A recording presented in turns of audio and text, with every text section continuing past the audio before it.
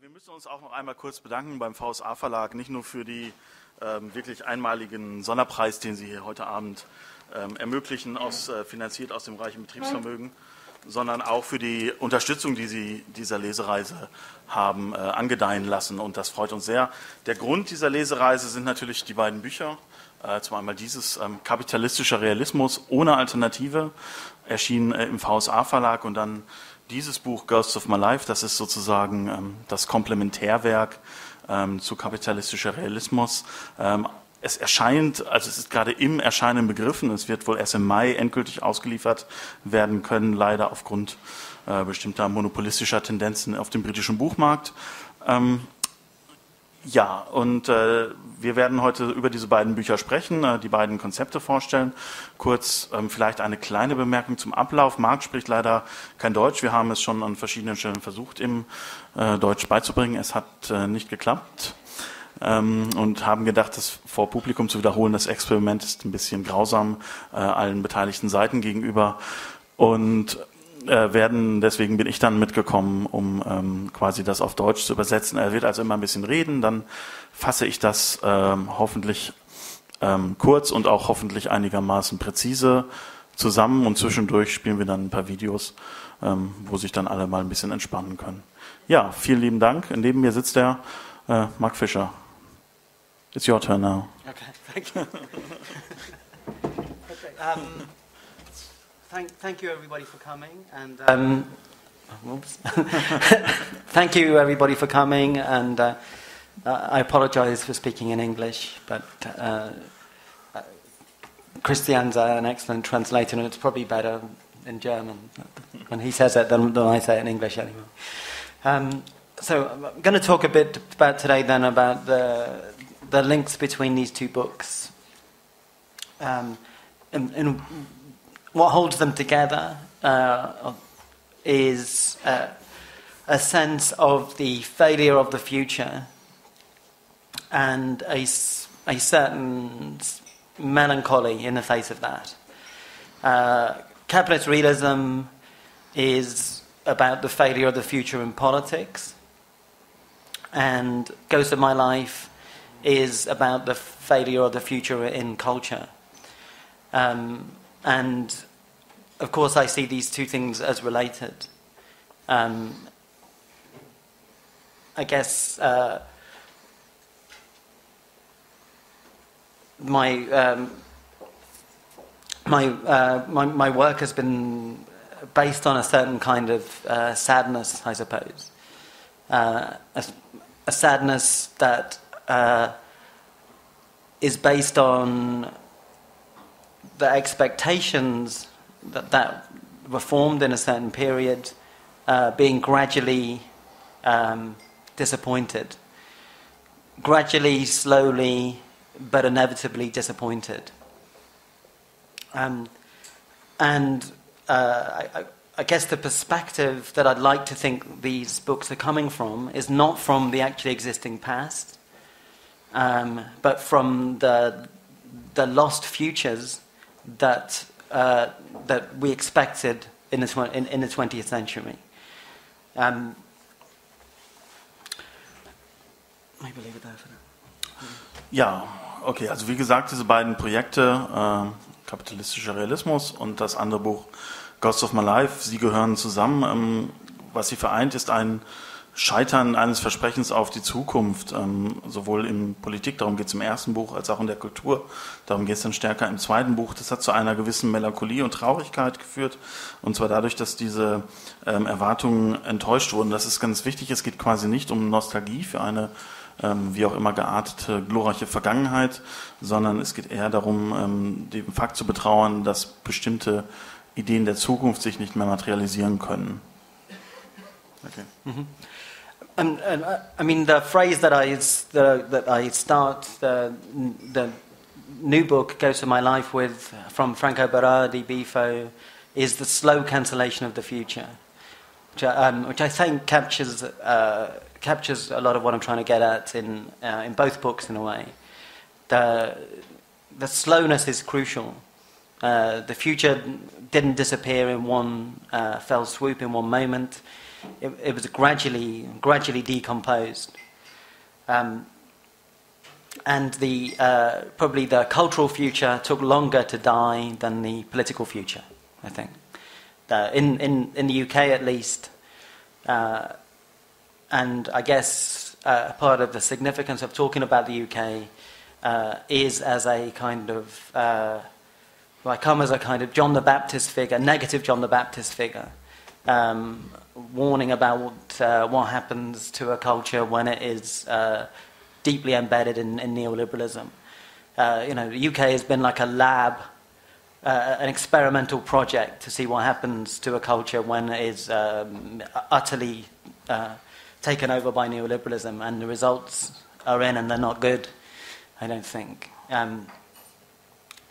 So the political defeats in the UK, the key political defeats happen in the 80s. And what I call capitalist realism, though, really emerged in the 90s. In the 80s, there was still visible political antagonism. There's still a sense of a class war. There was still a class consciousness. There was still an organised working class. By the 90s, I mean, really quite quickly, and I guess that's one of the most astonishing periods in my life in retrospect, was the time between the end of the 70s, 1979, 1980, and a decade later, 1989, 90. That's when we saw, that's in the UK, a really effective revolution occur, where things that would have seemed impossible as science fiction, even in the early part of the 80s, had become inevitable by the end of the 80s. And we can count those off, like the utter defeat of the unions. I mean, the utter defeat of the unions. I mean, the big cliche about British life in the 70s was the dominance of the unions over British public life. No one could have thought that by the end of the 80s that the unions would have been reduced to the subdued state of near irrelevance that had happened. The privatization of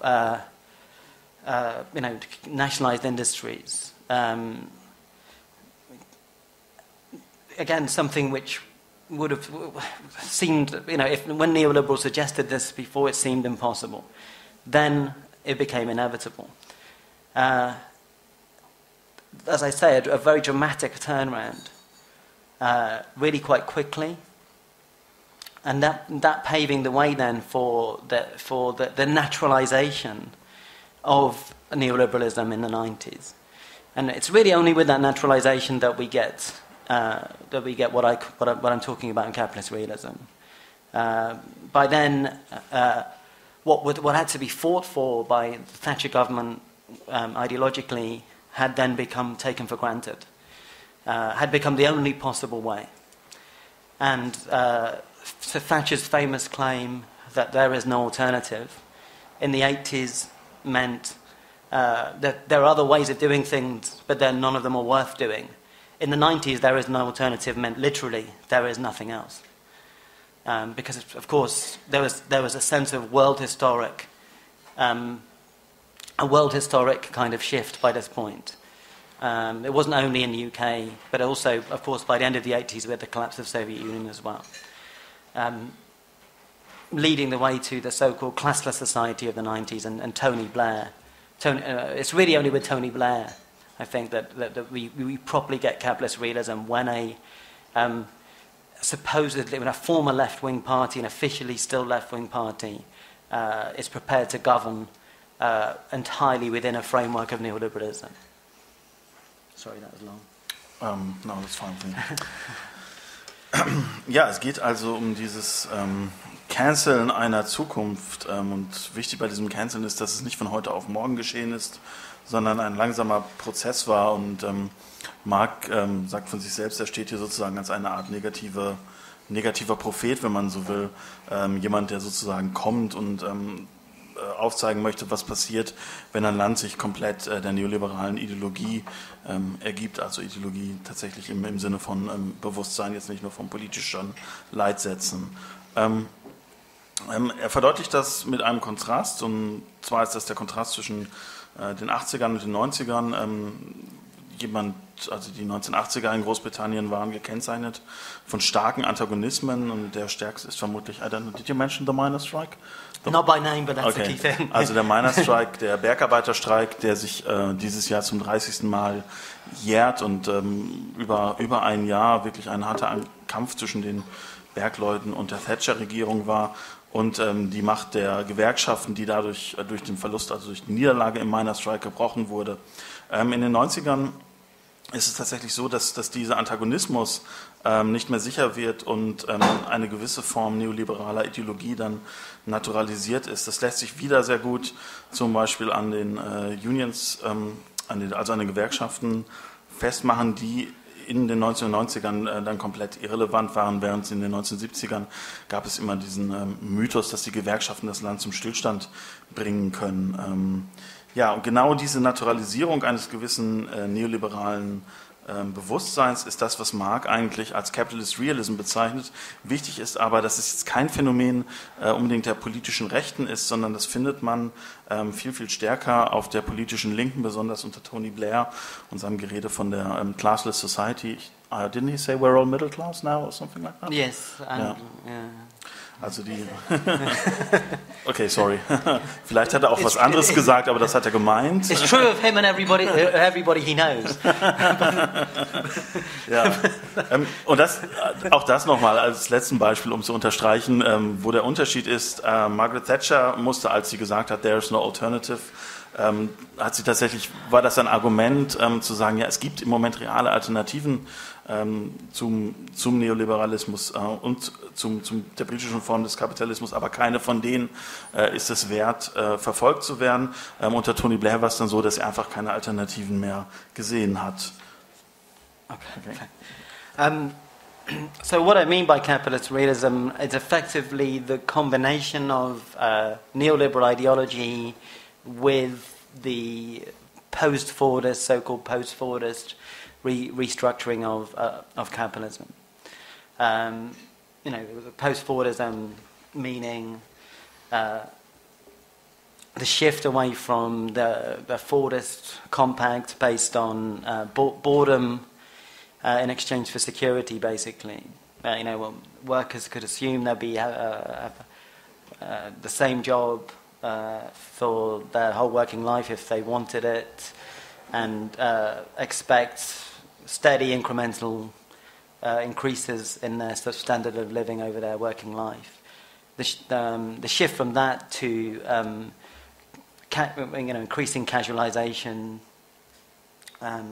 temporary contracts, everything that goes under the name precarity now. That plus the shift really in the kind of language by which, the language we were required to speak in everyday life, the creeping into all areas of life of language coming from business, the shifting of language from, we don't talk about hospital patients, we talk about clients, this kind of thing, which at the time I think many of us went along with thinking it doesn't really matter that much. We can shift the language. It's not that important. But it was. This is the very work of ideology, is to to get us to adopt its terms in a form of a kind of quasi-religious litany, to normalize and naturalize business, to see everything in terms of the standards of business. This battle was really fought in the 90s, and as I say, by the time of the arrival of New Labour in the UK in '97, the Labour Party had itself accepted this language, and itself accepted the idea that business values should determine the values for the whole of society. Ja, was meint er mit kapitalistischer Realismus? Es ist letztlich eine Kombination, zum einen auf der ideologischen Ebene, das, was man wirklich klassisch als neoliberal bezeichnen würde, auf der Ebene der Ökonomie, der Wandel vom Fordismus zum Postfordismus. Fordismusche Klassenkompromiss ist sicherlich ein Begriff hier. Marx charakterisiert ihn so, letztlich geht es darum, dass dort die Langeweile der Preis war, den man für ein gewisses Level an Sicherheit zu bezahlen hatte. Heute ist diese Sicherheit quasi verschwunden, dafür ist die Langeweile auch verschwunden. Und wir kennen alle diese hyperflexiblen Arbeitsformen, in denen sich viele bewegen. Ja, hier auf dem Podium auch einige übrigens. 100% des Podiums. Es ist also so, wo sieht man das entscheidend? Man sieht es tatsächlich entscheidend, da wo man es erstmal am wenigsten vermutet, nämlich im Alltag, zum Beispiel im Shift, in dem Wechselwandel von dem, wie man Patienten nennt. Patienten werden also im UK, wenn ich das richtig verstehe, nicht mehr als Patienten betrachtet, sondern sozusagen als Klienten des Krankenhauses. Deutsches Äquivalent wäre vielleicht der Kunde im Hartz-IV-Center. Und genau da sieht man quasi, genau auf dieser Ebene setzt eigentlich Ideologie an. Genau da verrichtet sie ihre Arbeit. Man naturalisiert diese Ausdrucksform in einer Art quasi religiösen Litanei. Und das große Problem ist, wenn ich Marx richtig verstehe, dass es nicht nur auf der Ebene des Alltags so ist, sondern dass tatsächlich dieser Wandel von der Institution kam, die ihn eigentlich hätte verhindern sollen, nämlich der Labour Party. So, I mean, I think the idea of realism then carries with it this sense of fatalistic or depressive acceptance. Capitalist realism is then a pathology of the left, of the former left, you could say. And that's why the whole New Labour project is, there's the classic example of capitalist realism, of a complete acquiescence in this model, and a demonstration of what happens when it's accepted. One of the things about depression is that it isn't just a form of sadness. It's a whole world picture, and it's a world picture that convinces itself it is real. Part of the difficulty of talking to a depressed person is they believe that they have seen the truth of things. So it's not just a case of saying, you're a bit sad now, you'll feel better tomorrow. It's also an ontological claim that the depressed person has access to the real nature of things. And I think this underscores, that this sense of, and there's this phenomenon, depressive realism as well, it describes that.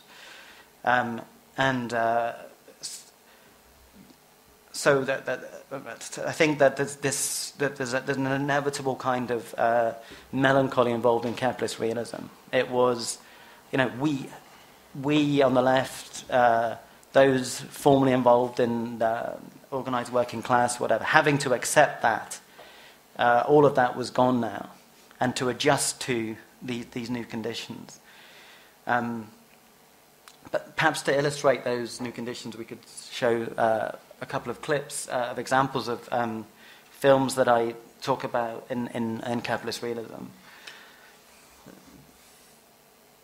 Okay, also wir zeigen gleich einen Clip. Ich fasse das nochmal kurz zusammen. Was meint Marx, wenn er über Realismus redet? Er meint eine bestimmte Form der fatalistischen, depressiven Akzeptanz der Dinge. Und das sieht man halt im New Labour-Projekt perfekt verkörpert. Das Wichtige bei der Depression ist, dass es nicht einfach nur so eine Form von temporärer Traurigkeit ist, sondern es tatsächlich darum geht, dass depressive Menschen behaupten von sich sehr häufig, dass sie die Dinge klarer sehen als andere, dass sie sozusagen der Wahrheit ins Auge geblickt haben und sie ist nun mal so ausweglos, wie sie sich ihnen persönlich dann darstellt.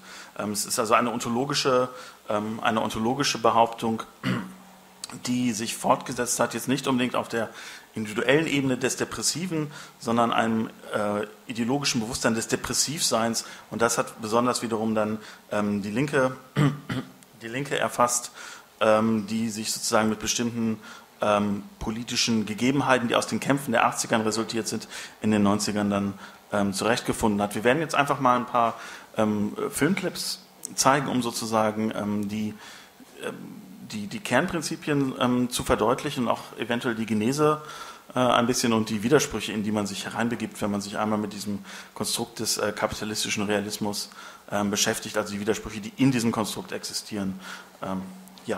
Der erste Clip ist, I'll explain what it's about. Der erste Clip kommt aus Heat, Michael Manns Film von 1995. Da sitzen zwei Menschen an einem Tisch. Der eine ist Al Pacino, der andere ist Robert De Niro. Al Pacino ist ein Polizist.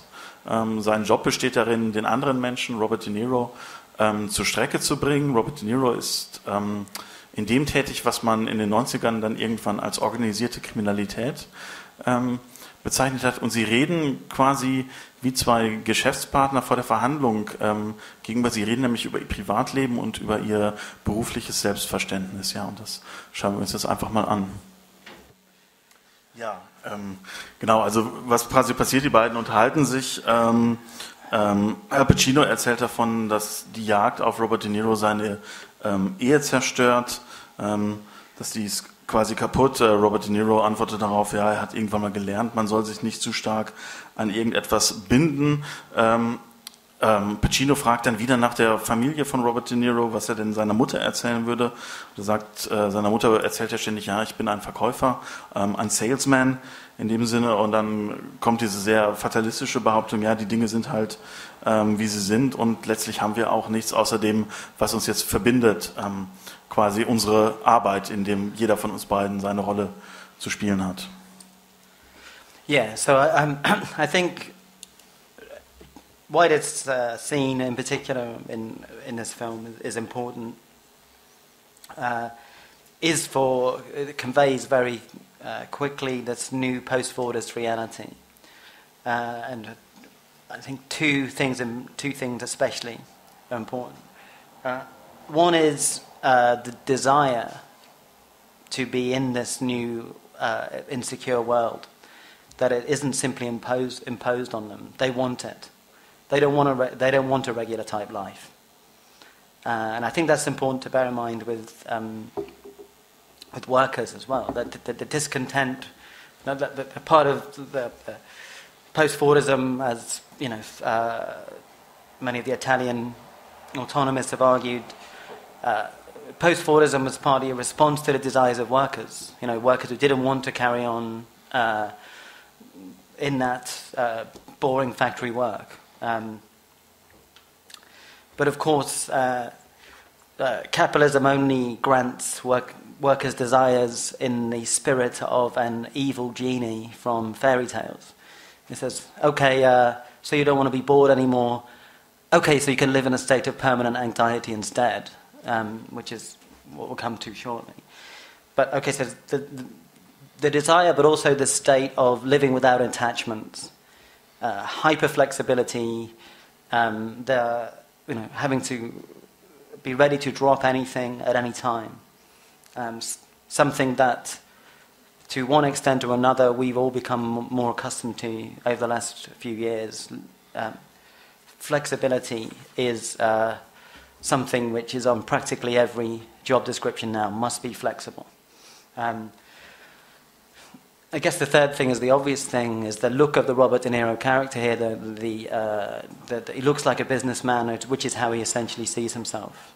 And the part of the interest is the sharp contrast then between, the films, the crime films, which we've, which I'd up to that point associated De Niro with. Goodfellas, only 4 years before. Intensely rooted in the kind of passions, rituals, and symbolic life of a community. With Heat, none of that. The Neil Macaulay character is devoid of any kind of identifying traits. He's, essentially a corporate figure who could have come from anywhere in lots of ways. Okay, so that's Heat. Now, by contrast, we're going to look at a film from 5 years later, which was Office Space by Mike Judge. If Heat is in a way the romanticization of post-Fordism, with the kind of machismo that we see in that scene, then I think that the power of Mike Judge's film Office Space is to actually render the drudgery of work in late capitalism, and actually a few Hollywood films have got close to conveying that misery, mundane misery of work in the way that Mike Judge's film did. Ja, was ist es also, was, kurz nochmal, um das zusammenzufassen, was ist es, was Heat sozusagen typisch macht für diese postfordistische Realität? Zum einen das Verlangen der beiden Charaktere, eigentlich keinen normalen Job zu haben. Das ist es, was Al Pacino ganz am Anfang sagt. Ich will eigentlich kein regular type of life. Also darauf hat man keine Lust mehr. Marx bezieht das genau auf eine Idee der Postoperaisten, die sagen, die Bedingungen, unter denen wir postfordistisch arbeiten müssen, sind zum Teil halt auch eine Reaktion auf die Wünsche, die aus dem Fordismus erwachsen sind. Also dass die Langeweile eben halt irgendwann nicht mehr ausgereicht hat und dass die Sicherheit nicht mehr ausgereicht hat. Also der Wunsch nach Flexibilität war durchaus da, der Wunsch danach irgendwie stärker selbstbestimmt zu arbeiten. Das ist sozusagen ein Aspekt, der dahinter steht. Der zweite Aspekt ist dieses Leben ohne Bindung, Form von Hyperflexibilität, was auch durchaus manchmal ein Verlangen sein kann. Das zeichnet also den Postfordismus aus. Der dritte Punkt ist, das zeigt sich in diesem Robert De Niro-Charakter, der ja wirklich auch wie ein Geschäftsmann gekleidet ist. Und da sieht man zum Beispiel den Unterschied zu einem Film wie Goodfellas von Martin Scorsese, der nur 4 Jahre jünger ist als Heat und in dem aber das organisierte Verbrechen, anstatt wie hier in wirklich so einem Business-Setting eingebettet zu sein, eigentlich viel stärker noch in einer gewissen Community eingebettet ist, wo bestimmte Rituale wichtig sind, wo bestimmte Sozialformen entscheidend sind und nicht umsonst rede ich auch hier vom organisierten Verbrechen und bei Goodfellas würde ich dann von der Mafia sprechen. Also genau darum geht es. Das ist quasi dieser Mythos, mit dem der Postfordismus, der Neoliberalismus und demzufolge auch der kapitalistische Realismus sich selbst verkleidet. Nur gehört zu jedem Mythos auch sozusagen der realistische Gegenmythos, beziehungsweise das, was wir häufig dann auch als Realität bezeichnen. Und das wird in diesem Fall verkörpert von einem Film namens Office Space. Und der zeigt also anstelle dieser machohaften Romantisierung des Postfordismus einfach, wie unglaublich langweilig und banal doch eigentlich der postfordistische Alltag ist.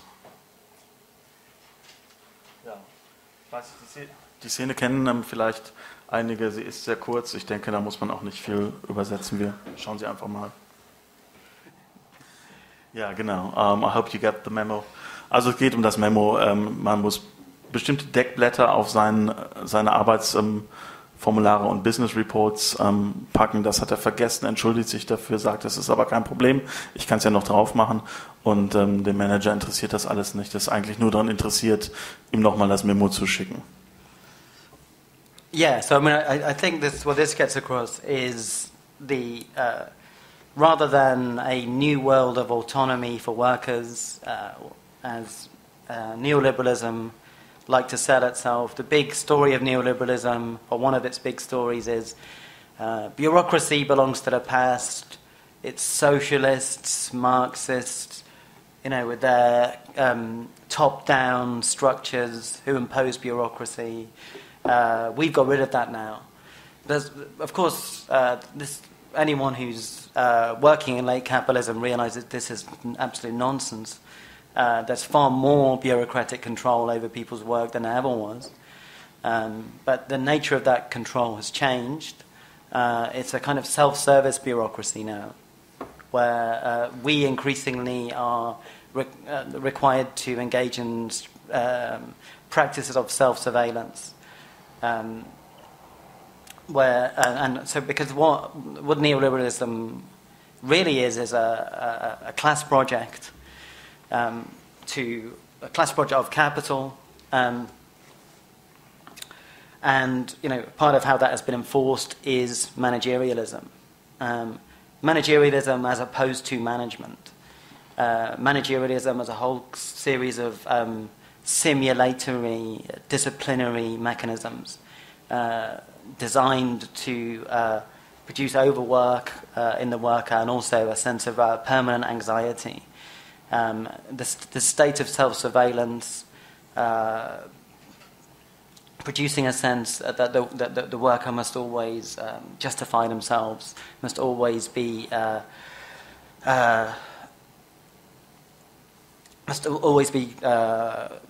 attempting to match up to standards which are never quite definitively laid down.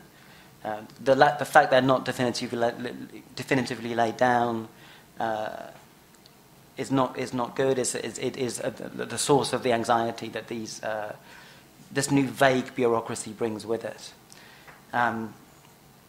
And as we see then, this exchange, I'm sure we've all had versions of this exchange at work with managers imposing these protocols. Now, I can think that another thing is not only about what this exposes is not only the fact that neoliberalism is highly bureaucratic and requires this intense, elaborate machinery, disciplinary machinery in order to work. It's also that it's nothing to do with efficiency. Peter's not going to be any more efficient as a worker if he puts the cover sheet on his TPS report. The efficiency is a myth to conceal that these subjugatory apparatuses. Probably.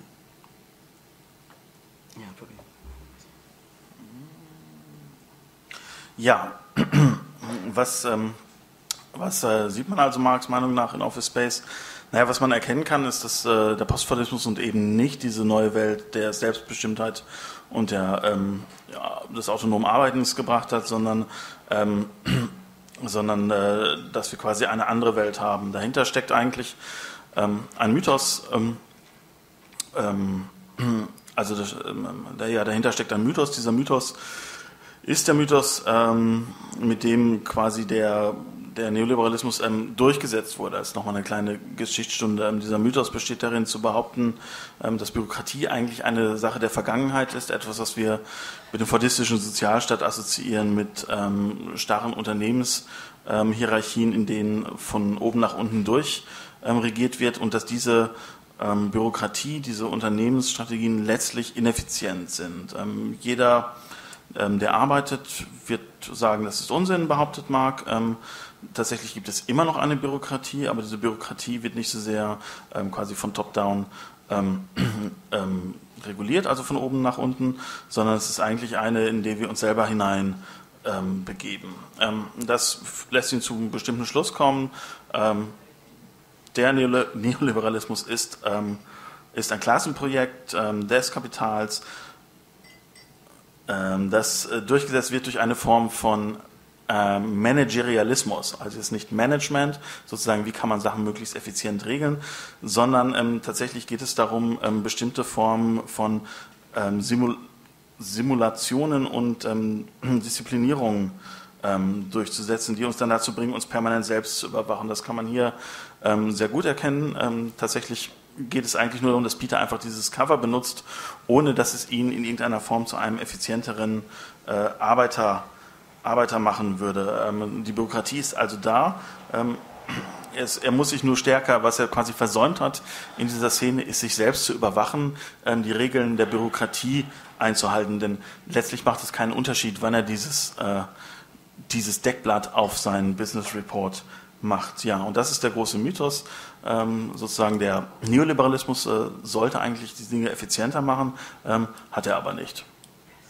But now we might look back on Office Space as somewhat utopian even. In those 15 years since then, things have got a lot worse. I mean, the pace of Peter's life in the office, the fact that there is still some distinction between work and non-work for Peter. All of these things have disappeared in lots of ways. It's not only that he would, if you imagine this scene today, it's not only that Peter would have a manager coming around telling him what he already knows. It's that he would also be getting an email on his screen, and he'd probably getting an alert on his smartphone at the same time. He would take the smartphone home, and all of his free time will be taken up, answering emails, or a substantial amount of his free time will be taken up answering emails on his phone as well. I mean, I guess that is one of the things that I registered more in the new book, Goes to My Life, than in Capitalist Realism, is the impact of digital communications technology, which really, even in those, well, I think especially in those 5 years since Capitalist Realism was published in the UK first, in those 5 years, the impact on the micro level of our behaviours of particularly smartphone technology is highly dramatic. I mean, I guess one of the big claims I want to make really is that to borrow a phrase from the music critic Simon Reynolds, what's happened in the 21st century is that everyday life has sped up, but that culture has slowed down. That that these two things I would say are related. There's this sense of being in a state of permanently besieged urgency because of, particularly because of smartphones, which, as I've said, one of the things that's maybe take a step back, there's something potentially positive to take from this, that it is still possible to micro and re-engineer, mutate the behaviour of large swathes of the human population. Nowhere more so than in London, where it's hard to remember a time before smartphones now. But now, now we see a population whose that the rhythms of the experience of time, the micro movements of the fingers, compulsive tics, etc., they're inserted into everyday life. And that's only over the course of probably less than 5 years that this has happened. But I mean, I think then the crucial thing is not the technology itself, but the embedding of the technology into late capitalism. So I'd prefer to talk about capitalist cyberspace than to talk about smartphones as such. We don't know what smartphones will be like in a world not also dominated by precarious labour, post-Fordism, etc. But certainly, everything that was bad about post-Fordism and precarity has been intensified by the emergence of the smartphone. I think there's a kind of user illusion involved in smartphones. We think we have a smartphone, but that we carry around with us. Really, what it is we don't have it. It means that it's a portal, which means we are inside capitalist cyberspace whenever we carry it around with us. And then the point of that being that it takes a deliberate effort of a very intense sort to extract oneself from those cyberspatial urgencies, and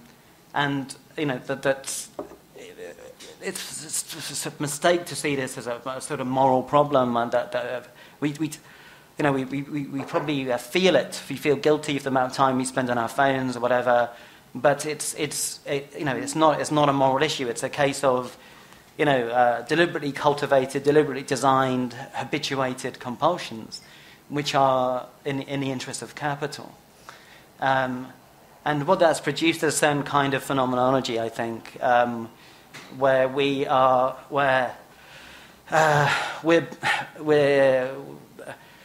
boredom in the old sense has been eliminated. Boredom 1.0.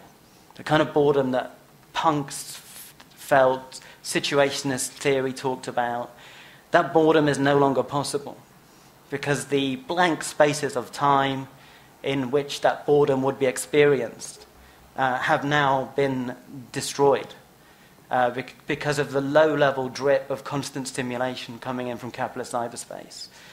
And this producing a situation in which, while no one is bored, everything is boring.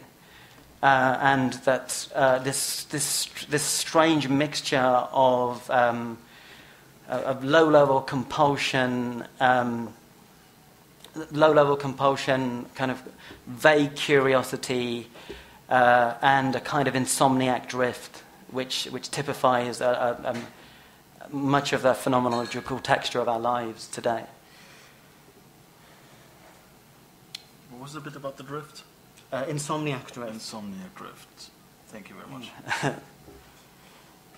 Yeah, it's one of the effects of cyberspace is me not being able to handwrite as fast as I could ages ago. You do pretty well, though. Thank you very much. Also Marc hat mit einer kurzen Bemerkung angefangen, hat das Utopische eigentlich an dieser Szene aus Office Space hervorgehoben, weil Pete tatsächlich noch relativ gut zwischen Arbeit und Freizeit trennen kann. Wenn er das Büro verlässt, verfolgt ihn keine E-Mails, keine E-Mail, es verfolgt ihn keine Message, es verfolgt ihn auch sozusagen keine Idee, dass er sich über sein Smartphone mit der Datenbank des Unternehmens verbinden könnte. Und das markiert auch einen Unterschied. Dieses Buch ist zuerst erschienen, 2009 auf Englisch. Dieses Buch erscheint jetzt gerade und in diesen 5 Jahren sind die Smartphones eigentlich ubiquitär geworden. Es gibt quasi keinen Ort mehr, wo man nicht vernetzt sein kann über diesen kleinen Taschencomputer, den man mit sich trägt. Marc fasst das zusammen in einer Bemerkung des Musikkritikers Simon Reynolds. Der hat das mal fallen lassen, dass der Alltag sich beschleunigt hat, aber tatsächlich das kulturelle Leben dabei langsamer geworden ist. Also es gibt eine Beschleunigung im Alltag, aber eine Verlangsamung der kulturellen Entwicklung. Marx sagt, das kommt daher, dass wir eigentlich permanent belagert werden von einer bestimmten Idee von Dringlichkeit. Und das ist quasi diese Art des Realtime-Webs, die wir erleben seit den mittleren Nullerjahren und die sich dann durch das Smartphone auch nochmal örtlich unabhängiger gestaltet. Positiv daran könnte man eventuell sehen, es ist immer noch möglich, quasi eine Öffentlichkeit zu manipulieren und auch zu engineeren. Das Negative daran wird natürlich relativ schnell deutlich. Es ist nicht so, dass die Technologie an sich schlecht ist, sondern wie diese Technologie innerhalb einer bestimmten Konfiguration des Kapitalismus eingesetzt wird, nämlich um uns zu verfolgen und um uns zu kontrollieren. Und das ist das Problem. Also es ist ganz wichtig, zwischen der Technologie und ihren gesellschaftlichen Bedingungen zu unterscheiden. Tatsächlich ist es so, man ist quasi die ganze Zeit in dem, was Marx den kapitalistischen Cyberspace nennt, gefangen und man muss sich davon wirklich versuchen, frei zu machen. Das Ganze ist jetzt schwer und wenn es scheitert, ist es auch keine Frage der Moral, dass man scheitert, weil diese Dinge ja so designt sind, dass es unglaublich süchtig macht, den Finger über das Smartphone wischen zu lassen. Also das kennen einige vielleicht hier im Raum. Ja, wozu hat das geführt? Die Langeweile, gegen die sich die Punks und die Langeweile, gegen die sich die Situationisten noch aufgelehnt haben, diese Langeweile ist verschwunden. Die Leerstellen in unserem Leben wurden vernichtet. Niemand ist heute mehr gelangweilt. Dafür ist alles, womit wir uns beschäftigen, langweilig geworden.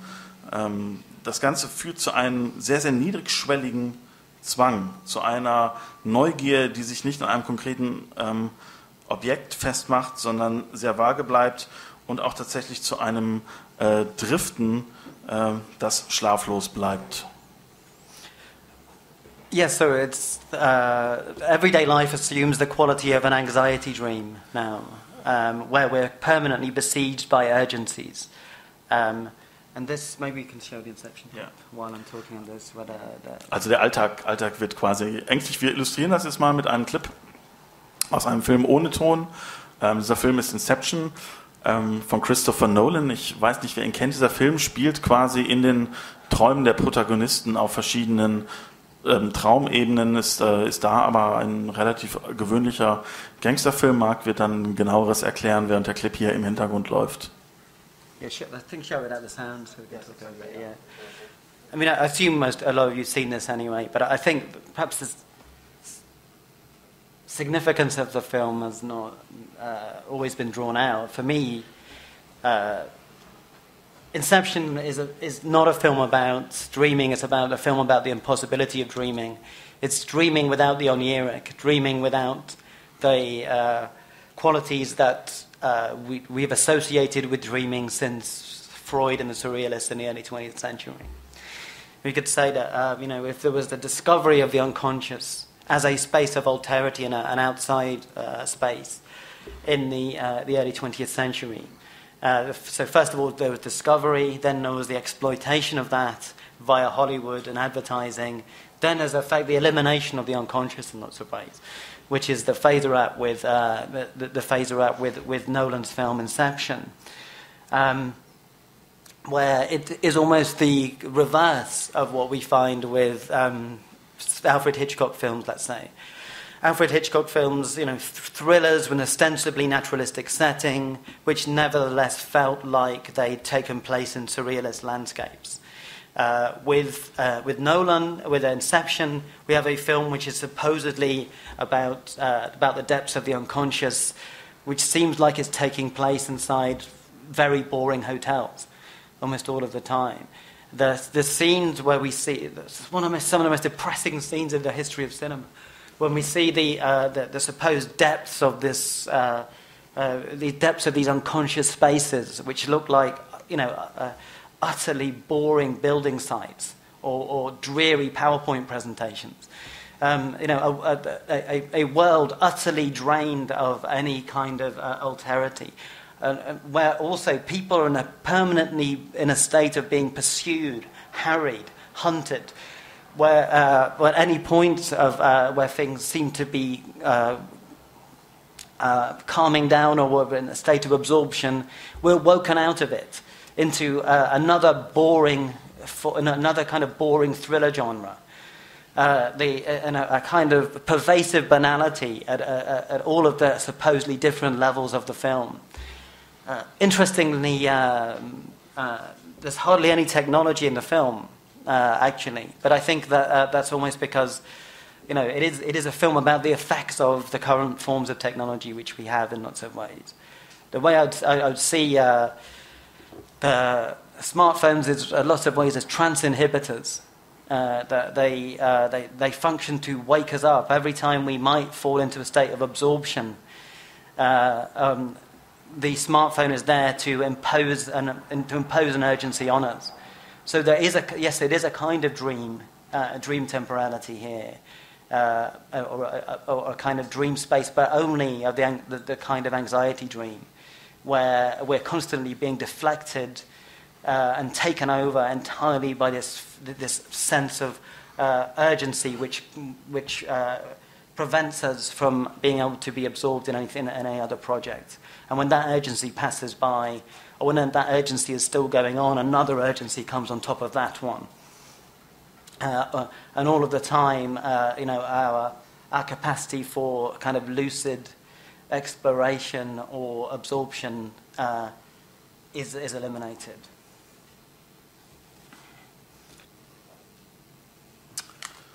Inception. Das Wichtige an diesem Film ist, dass der Film eigentlich zwar ein Film über das Träumen ist, zumindest dem Plot nach, aber eigentlich auf der filmischen Ebene die Unmöglichkeit des Träumens darstellt. Wenn man sich die Geschichte des Unbewussten anschaut, beginnt das mit der Entdeckung des Unbewussten durch Freud und die Surrealisten. Wir finden das Unbewusste dann, wie es langsam ausgebeutet wird und in die Werbung überwandert. Und in Elimination ist das Unbewusste letztlich verschwunden. Ganz im Unterschied zum Beispiel zu Alfred Hitchcocks Filmen, die ja immer auf einer sehr naturalistischen Ebene funktionieren. Da ist es nie so, dass jemand von sich behauptet, er oder sie würde träumen. Tatsächlich sind es sehr natürliche Hintergründe, wo dann auf einmal das Unbewusste innerhalb der Landschaft lebendig wird, zum Beispiel als Vögel. Ist es so, dass Inception an Orten spielt, die unglaublich öde sind. Und anstatt irgendwie der Tiefe des Träumens und dieser Traumbilder gerecht werden zu können, finden wir in den Träumen innerhalb von Inception nur langweilige Orte, egal ob es jetzt eine Baustelle ist oder ein Ort, der sozusagen den Charme einer PowerPoint-Präsentation hat, wie dieser. Was dargestellt wird, ist eine Form des Bewusstseins, in dem wir ständig verfolgt werden, in dem wir ständig gehetzt sind und in dem wir ständig gejagt werden. Aber das Ganze findet statt, diese Spannung des Verfolgtseins, Gejagtseins und Gehetztseins findet statt in etwas, was sozusagen eine unglaublich öde Variation eines stinknormalen Thrillers ist. Und das ist es, was für Marx diesen Film so signifikant macht. Es geht in diesem Film darum, dass man eigentlich nicht mehr in eine bestimmte Form der Trance fallen kann. Dass eine Zeitlichkeit, wie sie im Traum auftaucht, nur noch als Angsttraum möglich ist. Und das schließt er kurz mit der technologische Verkörperung dieses Bewusstseins findet sich sozusagen im Smartphone und seinen Push-Messages. Wir werden also ständig abgelenkt durch eine Dringlichkeit, die dann wiederum von der nächsten Dringlichkeit ersetzt wird und dadurch verschwindet die Möglichkeit der Versenkung und sozusagen von etwas absorbiert zu sein. So, I mean, I guess what I'm saying is that I think what characterizes much of the mood of the 21st century is this state of frenzied low-level panic, but underlying that a depression. A depression which many people, those who have not reached the clinical stage of suffering from it, don't even have the time to articulate. That we're, the state of urgency, anxiety, not only deprives us of a capacity to act, of a capacity for agency, it also deprives us of access to the deep depression that we feel as a result of that. So I guess part of what I do in Ghosts of My Life then is to oppose a certain form of aestheticized melancholy to this state of what I call capitalist realism, the privatization of stress.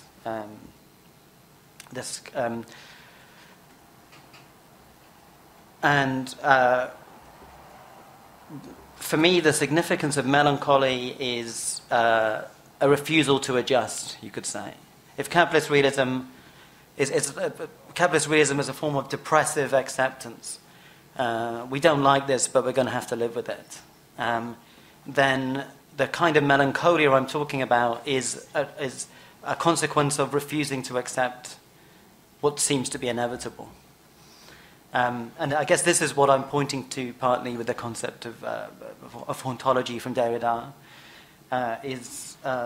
in conditions where it seems that nothing can happen, in conditions of capitalist realism where as in Inception, the kind of capitalist urgencies have taken over not only the economy, but all areas of the culture and psyche. In those conditions, where is the space of the outside? The outside is left then in traces, spectres, things which, even if they cannot actually happen, we have not yet given up on.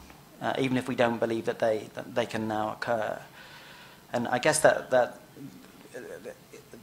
things I'm designating as hauntological in the book mostly have that property of holding on to things which no longer seem possible, being unable to adjust, not giving up the ghost, you could say.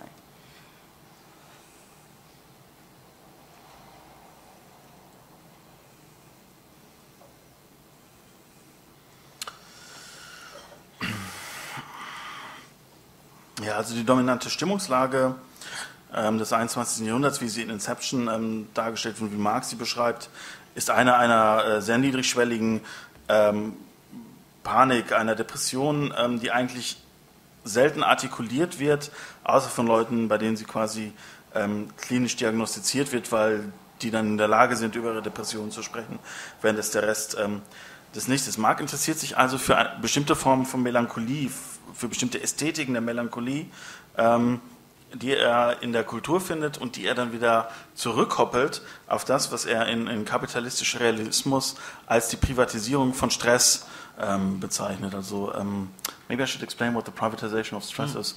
Also die Idee, dass man mit seinen Depressionen quasi auf sich alleine zurückgeworfen wird, einmal indem sie medikamentös behandelt werden, über bestimmte Barbiturate oder andere Formen von Medikamenten, aber auch, dass es quasi keinen kollektiven Zusammenhang mehr gibt, in dem man solche Depressionen äußern könnte, zum Beispiel das Niedergeschlagensein über die Situation in der Arbeit oder andere Sachen. Das ist also verschwunden.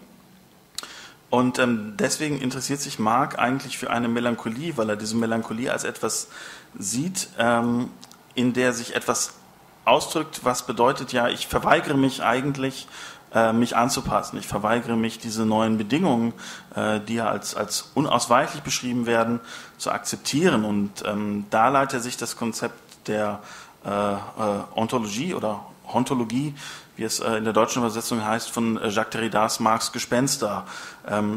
Es ist also so, Derrida hat dieses, I'm just explaining the context of the book, Derrida hat dieses Buch 1991 geschrieben als Reaktion auf Fukuyamas These vom Ende der Geschichte und hat gesagt, der Kommunismus war eigentlich schon immer ein Gespenst, der Europa heimgesucht hat, wie es ja auch im Manifest steht. Und dieses Gespenst ist also nicht tot zu kriegen. Man hat vielleicht den real existierenden Sozialismus besiegt, aber halt eben nicht dieses Gespenst des Kommunismus. Das taucht immer wieder auf. Und dieses Auftauchen von bestimmten Wünschen, von bestimmten Hoffnungen, von bestimmten Verlangen auch, in Bedingungen, wo eigentlich dieses Verlangen nicht mehr als realistisch angesehen wird. Das ist genau das, was ihn interessiert. Ihn interessieren diese Gespenster, diese Spuren, die Dinge, die es eigentlich nicht geben kann, die sozusagen das Außen sind zu diesem kapitalistischen Realismus. Und genau darum geht es. Er interessiert sich dafür Phänomene, die quasi das Glauben an dieses Gespenst des Kommunismus oder das Gespenst als etwas, was außerhalb der fest und vorgefügten Realität steht, noch nicht aufgegeben haben. Okay, and in a world fully dominated by capitalism, then sadness can emerge in strange places, and sometimes it can emerge right in the heart of popular culture. And this is the significance for me of the work of Drake, the extremely successful Canadian rapper, whose work is, one of the things that defines it is this overwhelming sense of sadness that is in almost all of his tracks. And I think why is this caught on in this particular moment? Why is the sadness become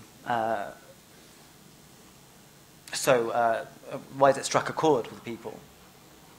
And I think it's because Drake gets to the kind of misery of what I've called in capitalist realism, hedonic depression. Depression is normally defined as a state of anhedonia, where you can not derive pleasure from anything.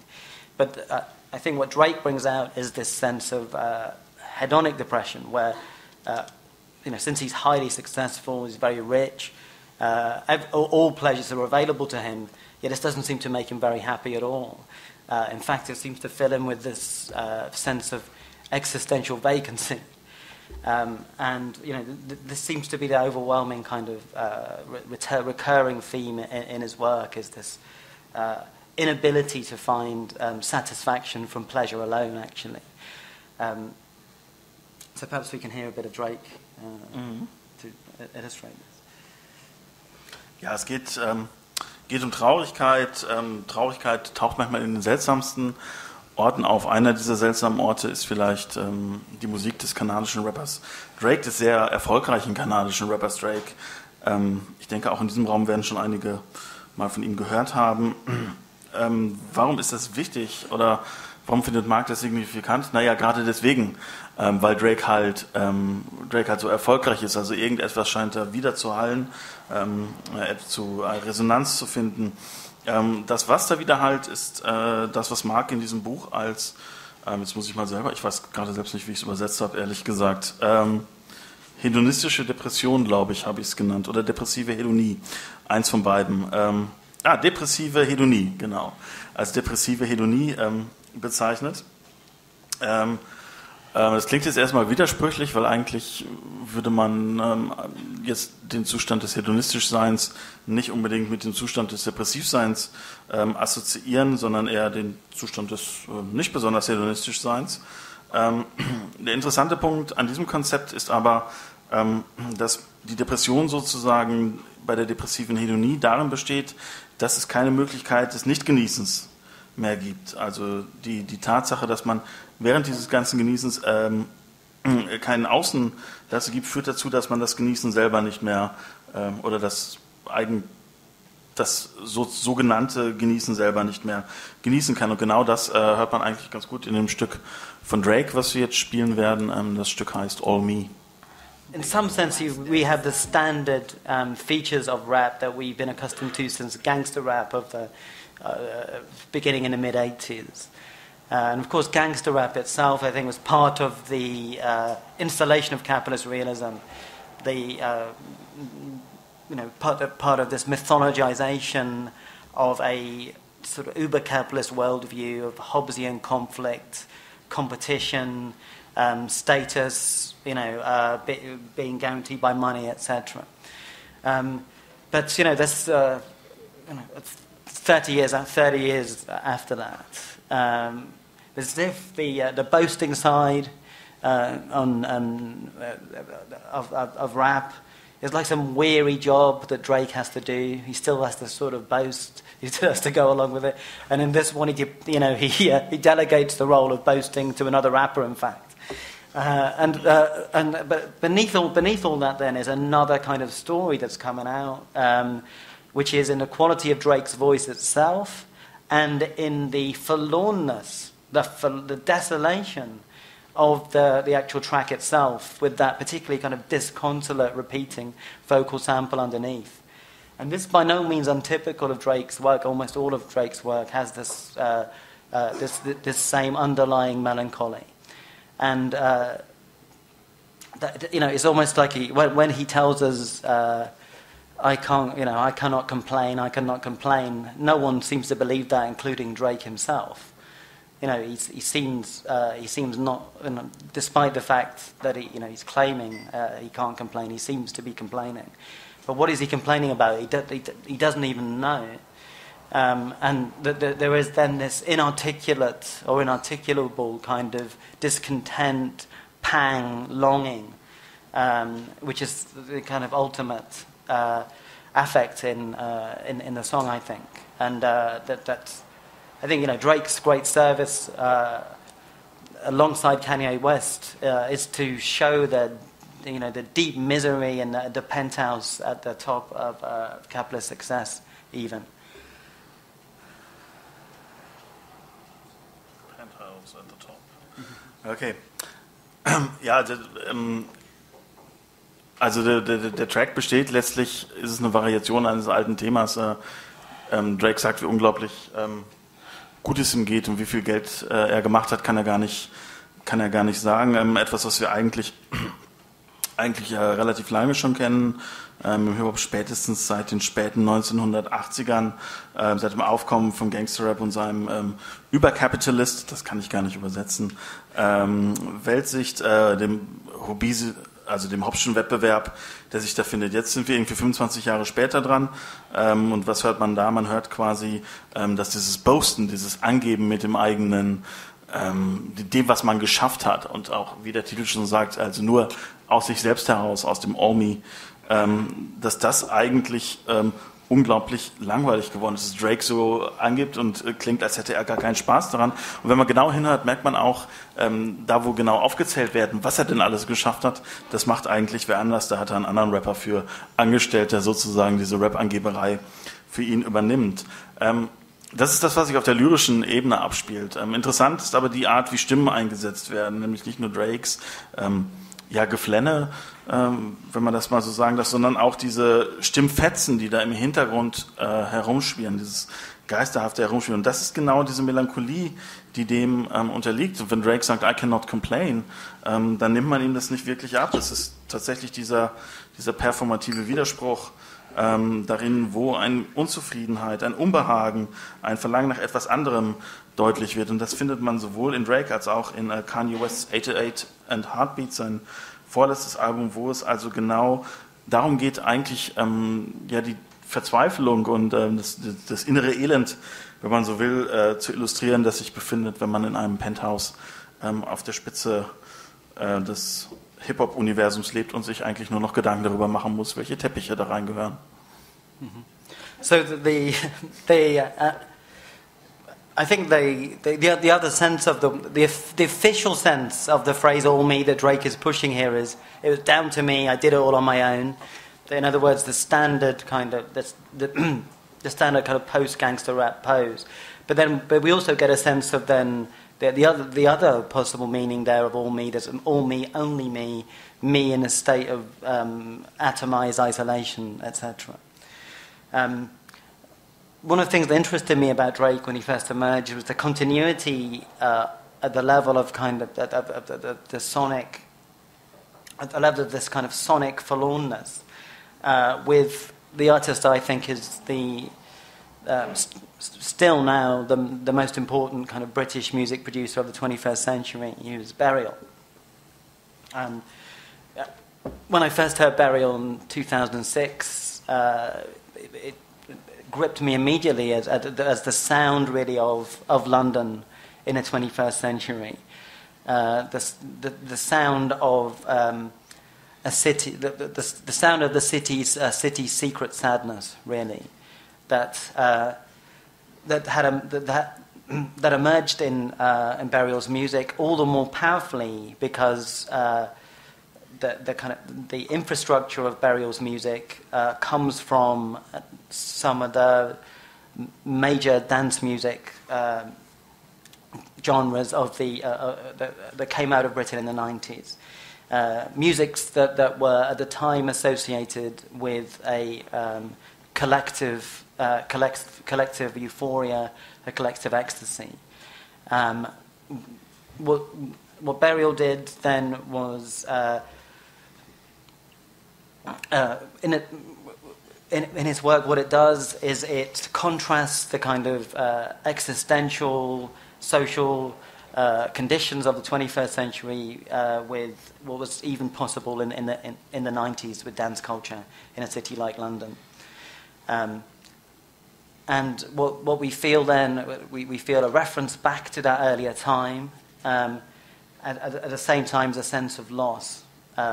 We hear double. We hear the current moment, and we hear. I think one thing you pick up from Burial's music is a strong sense of space, and a particular kind of space. Derelict spaces in cities. This is what his music suggests. These are exactly the kind of spaces that in the British rave culture and its successors took over and carnivalized. But with Burial, then we hear these moments evoked. We hear this collective experience in the city evoked.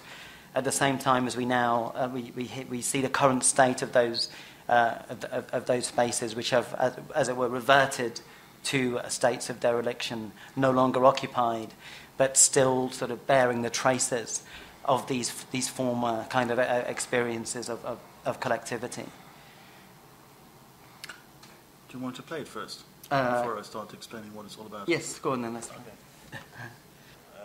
Sorry für den kleinen Glitch. Burial war das von 2007. Das Stück heißt Archangel. Also es ist vielleicht relativ leicht, hier die Kontinuität zwischen dem Drake-Stück, was wir vorher gehört haben, und Burial herauszuhören. In diesem Drake-Stück hat man auch diese Vocal Samples. Mark deutet das Drake-Stück so, dass er sagt, ja, es heißt All Me, aber es ist nicht mehr wie früher, hurra, ich habe das alles alleine erreicht, sondern ich konnte es nur noch alles alleine erreichen, weil kein Kollektiv mehr da ist, was mich stützen kann. Und genau diesen Wandel, diese Sehnsucht nach einer gewissen Form von Kollektivität, die entdeckt er auch bei Burial. Wenn man sich dieses Stück anhört, diese Beats und so, das ist eigentlich relativ bekannt. Das sind Garage Beats, so aus der Zeit von 97, 98, 99, ein Dance-Stil, der in London sehr populär war und auch die Zeit, in der Burial quasi mit Musik in Berührung kam. Aber es gibt ja diese Traurigkeit dahinter. Diese Traurigkeit, die versteht Marx so, dass es quasi eine Sehnsucht ist nach einer gewissen Form von Kollektivität, die sich in dieser Musik ausgedrückt hat, und zwar Kollektivität in einer Zeit, in der sie eigentlich nicht mehr möglich sein sollte. Das war keine politische Kollektivität, it wasn't a socialist collectivity, keine sozialistische Kollektivität, aber trotzdem eine Kollektivität. Und diese Sehnsucht nach der Kollektivität kontrastiert Burial mit der Zeit, in der er diese Platte macht.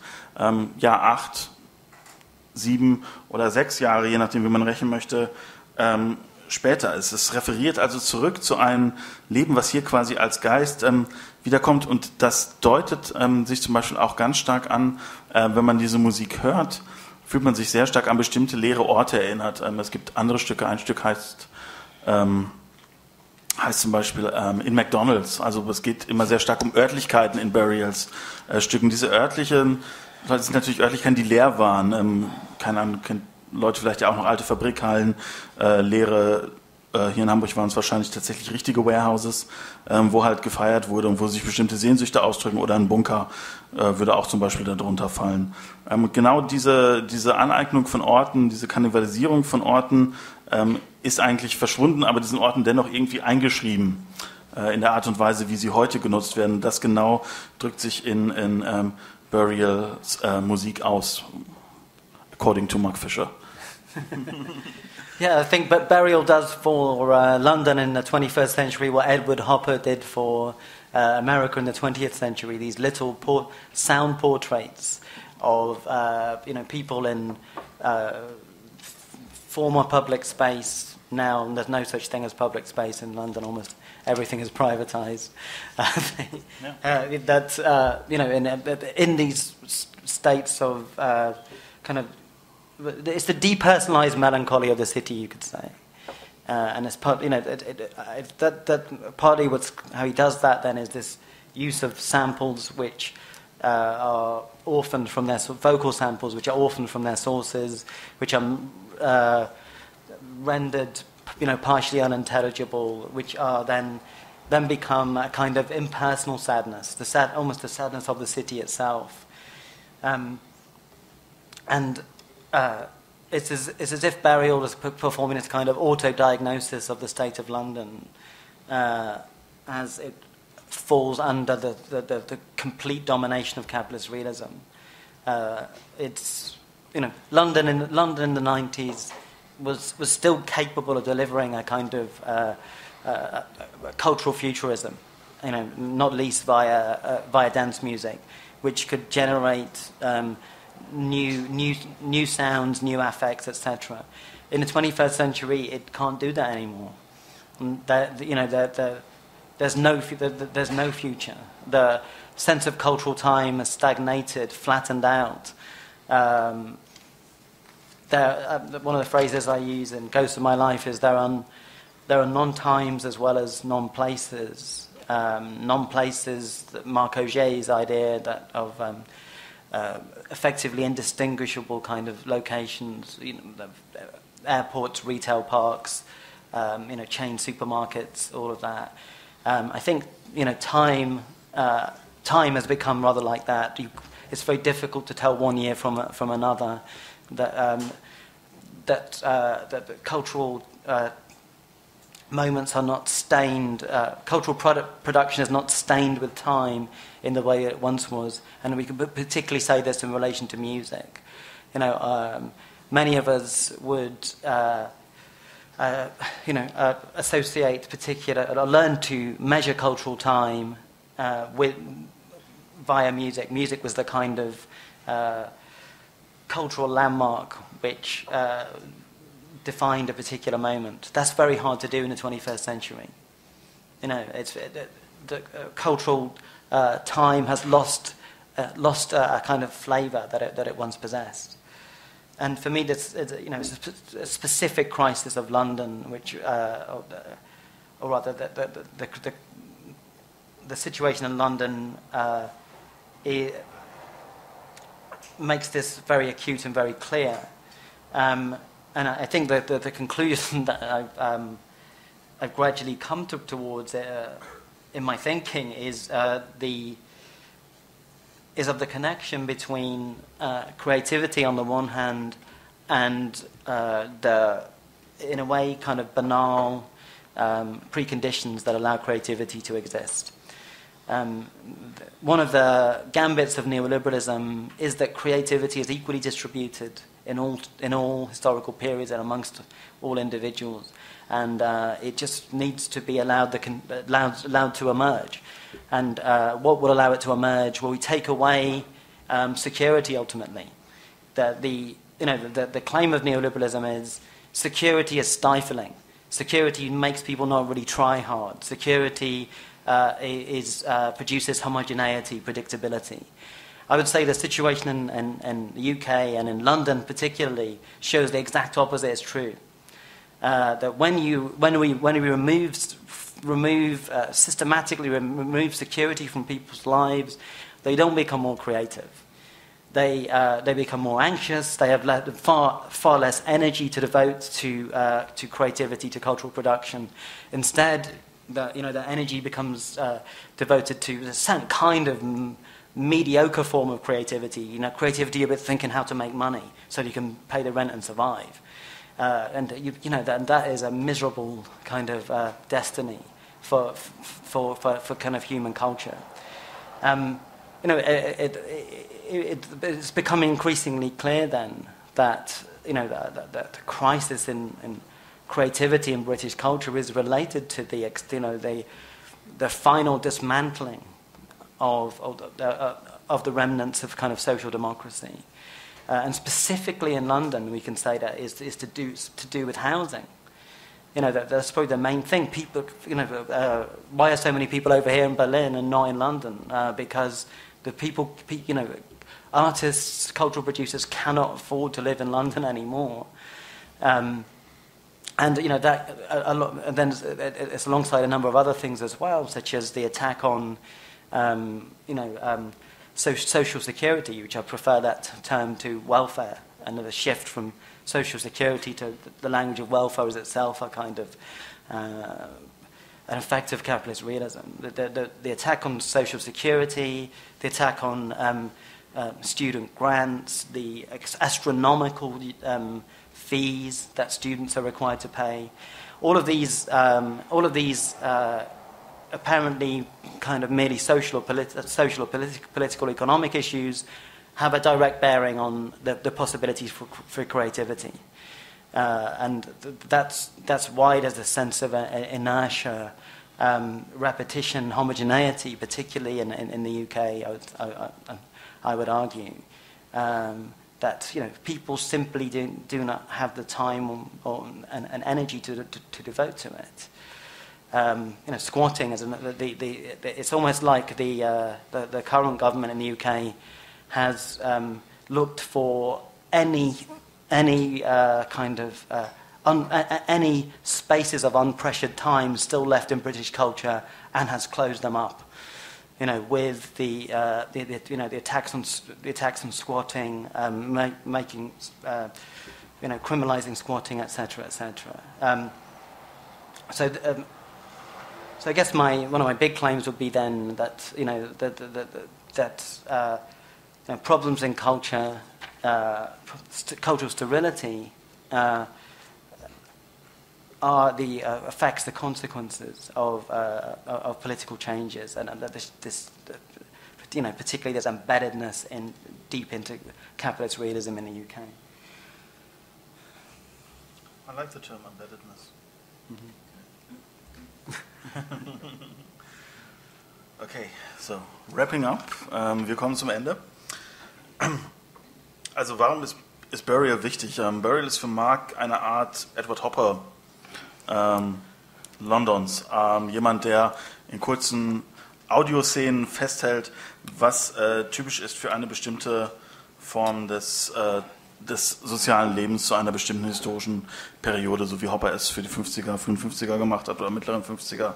So macht es Burial halt für die Nullerjahre in London. Er beschreibt den Zustand von London im kapitalistischen Realismus, in dem jede Form der Referenz an eine Zukunft wieder verschwunden ist. Mark verwendet hier ein Konzept in Anlehnung an Marc Augers Konzept der Nichtorte. Dieses Konzept beschreibt er als Nichtzeiten. Tatsächlich, wo Auger sagt, es ist schwierig, bestimmte Orte voneinander zu unterscheiden, weil sie so generisch geworden sind, sagt Marx, es ist gleichzeitig auch schwierig geworden, bestimmte historische Momente voneinander zu unterscheiden, weil sie keine spezifischen Produkte mehr hervorbringen. Er macht das deutlich an Musik, die ihm früher sehr stark dazu gedient hat, Verbindungen zwischen sozusagen bestimmten Formen, Sozialformen, bestimmten historischen Konstellationen herzustellen. Das wird zunehmend schwieriger, weil Musik diese Zeitspezifik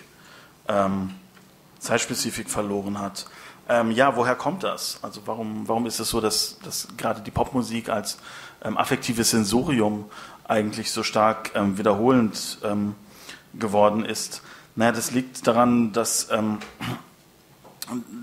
tatsächlich eine der Grundbehauptungen der neoliberalen Wende sich nicht erfüllt hat, nämlich dass es nicht so ist, dass Kreativität umso mehr hervorsprudelt, je stärker man alle Regularien und alle Sicherheit von ihr nimmt, sondern im Gegenteil ist es so, dass eigentlich dieses Verlieren von bestimmten Formen sozialer Sicherheit dazu geführt hat, dass wir nur noch diese sehr durchschnittlichen und uninteressanten Formen von kulturellen Produkten bekommen. Es ist wirklich ein Elend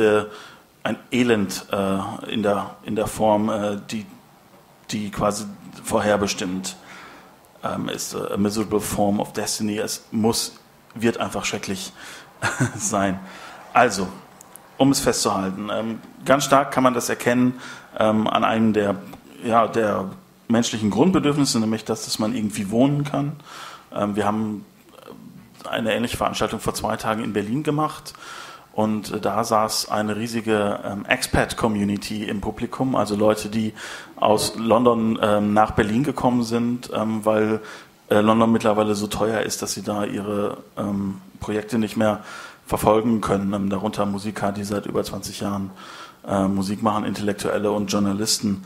Genau dieser Angriff auf die soziale Sicherheit, das ist es, was sozusagen den kapitalistischen Realismus möglich gemacht hat und auch die kulturellen Formen, die wir darin finden.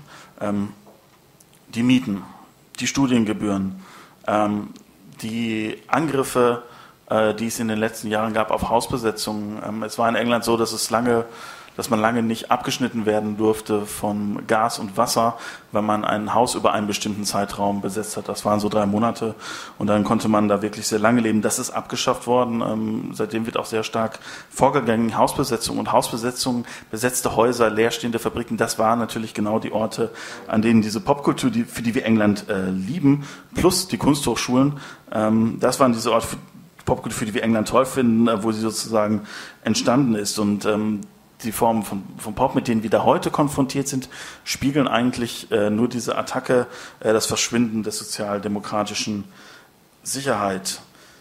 Ja, es ist also so, dass die spezifischen Formen von Kultur, mit denen wir heute zu tun haben, egal ob es Burial ist, egal ob es als Negativbeispiel vielleicht die Libertines sind, genau die, bei denen ist es so, dass sie eigentlich Teil sind des kapitalistischen Realismus und dann ist nur die Frage, ob sie wie Burial darüber hinaus verweisen oder wo die Libertines eigentlich vollkommen, wie sagt man im Englischen, komplizenhaft, complicit sind. Ja, Mark, any last words? We'll open up for questions now. Okay, also keine letzten Worte. Erstmal vielen Dank, Mark. Thank you very much.